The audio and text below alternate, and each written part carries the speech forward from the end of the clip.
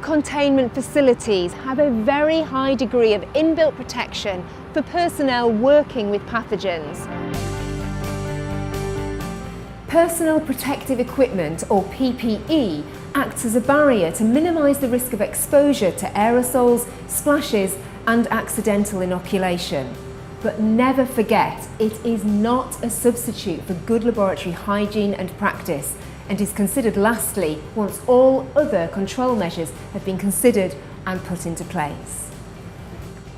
The equipment is selected according to the nature of the tasks to be undertaken and by the specific properties of the material being worked with. Whatever the task, PPE is required when working with any infectious or potentially infectious material. For example, in this lab, for avian influenza viruses, we have, through risk assessment, identified 3 different groups or categories of virus, reflecting differing hazard levels. Category A are higher risk viruses, recommended to ACDP3, and are those avian influenza viruses associated with human infection and severe disease and some uncharacterised hemagglutinating agents. Category B are medium risk viruses, those avian influenza viruses not known to have caused human infections or fatalities. Category C are low-risk viruses, which include non-H5 or H7 low pathogenic avian influenzas and avirulent Newcastle disease viruses. So, what PPE is required to help protect against each category of virus? Any person entering the containment facility must change into laboratory scrubs.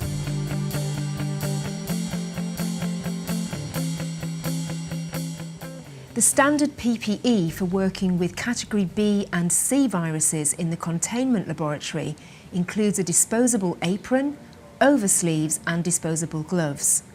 All these should be worn while working at the cabinet, but removed and discarded in the cabinet if the operator moves away. When working with any potentially infectious material, a single layer of disposable gloves must be worn. Before working with any live viruses on the bench, permission must be obtained from the building officer. Only certain tasks with some Category C viruses are suitable for working with on the bench. Wherever possible, live viruses should be worked on in microbiological safety cabinets.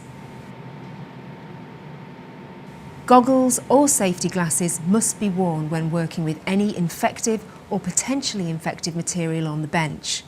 The glasses or goggles must be cleaned with 70% ethanol after use.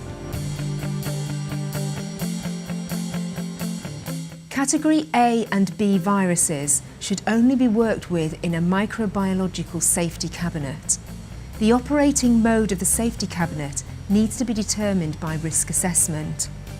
Based on these assessments, most procedures working with Category A viruses in our labs are done in a microbiological safety cabinet operating in Class 3 mode. Whenever there is a need to wear P3 RPE or respiratory protective equipment, staff must first be face fitted to select the most suitable type of mask for them. And for those staff that can't get a good fit with a disposable mask, a powered P3 respirator must be worn. Hi Amanda, can we disturb you for a moment? Yes, sure. Can you demonstrate to us how to take off PPE? Yes, I can show you. When exiting a cabinet, it's important to follow the correct order of taking off your PPE. So the first thing you do is take off your outer gloves by inversion, like this. And then you take off your oversleeves without inversion.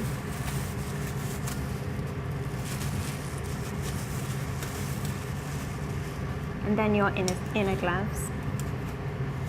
And then slowly take your hands out the cabinet to remove the apron. Thanks. And how should PPE be stored?